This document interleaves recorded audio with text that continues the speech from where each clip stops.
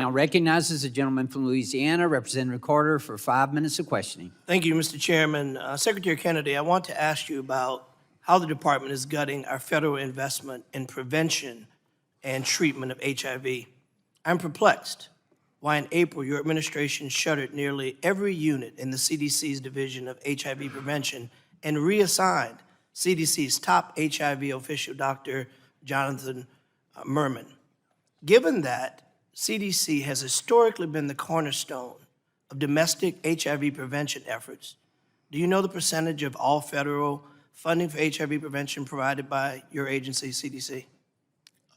Congressman, we don't intend to cut HIV treatment. We are part of the reorg is reassigning HIV treatment. But respectfully, sir, you have. It's not the response to your answer to the question. What I'd like you to know is it's 91% of all federal funding for HIV prevention. 91%. These cuts have been devastating for prevention of critical trials. You say you don't want to cut, but the reality is you have. Sir, in a second. According to a report in the American Association of Medical Colleges, AAMC, 160 active clinical trials associated with NIH overall were terminated in 2025, and more than 1/3 of those, 38%, investigating topics were related to HIV/AIDS. Mr. Chairman, I'd like to unanimously enter into the record impact on NIH grant terminations that have been sanctioned and approved by this agency. Without objection. We have 27 HIV departments. We spend $7.5 billion a year, not $1 billion, $7.5 billion. Those are being consolidated and transferred to the Respectfully, Agency Mr. Secretary, for Healthy America. Respectfully, Mr. Secretary, there have been cuts. We're not talking about consolidation.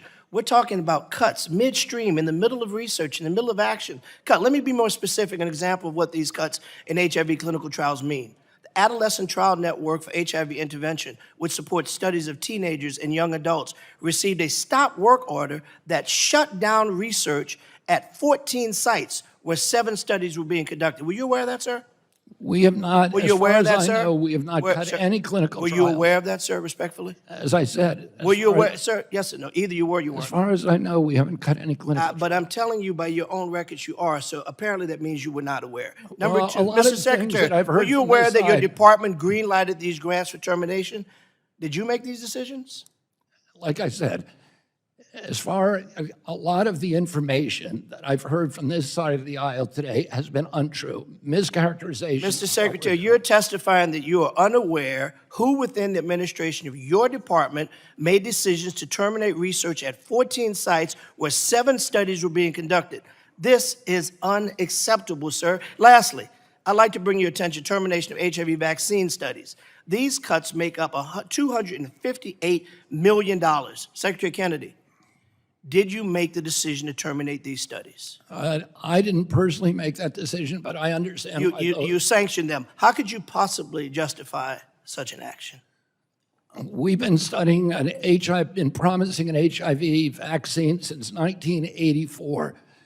And every year Congress pours money into it, and every year because they haven't come up with year what it you then accomplishes cut the nothing. forward motion by getting rid of NIH dollars that critically do research that save lives, and because it hasn't happened yet, well, we haven't. me Sir, one sir, it's life. my time. It's my time. Show me sir, one it's life. my time, sir. Show me one I can life. show you a whole lot of lives if you got a minute. I'm insulted that you would suggest that there aren't lives that have been lost. People are dying every day, sir. And for you to say, show me one, there are people all over this country that are suffering the loss of their loved ones. Sir, here's the reality. Here's a whole bunch of studies that I'd like to submit for unanimous consent to the record that will debunk many of the things that you're saying and will in fact prove that you aren't being forthright with us or the American people. May I, sir? Without objection. As we look and we listen and we see where we are, the challenge and the fear, sir, of the state of now and the arrogance and the unwillingness to be forthright with the American people. Mr. Secretary, your uncle, President John F. Kennedy, and your father, Senator Robert F. Kennedy were towering champions for working Americans, for justice, for dignity, and for those without a voice. They fought to lift people up.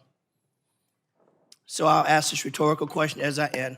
The gentleman's happened? time has What expired. happened? The What gentleman's happened? time has expired. The happened? chair now What recognizes happened? the gentleman from New I York, yield. Mr. Langworthy, for 5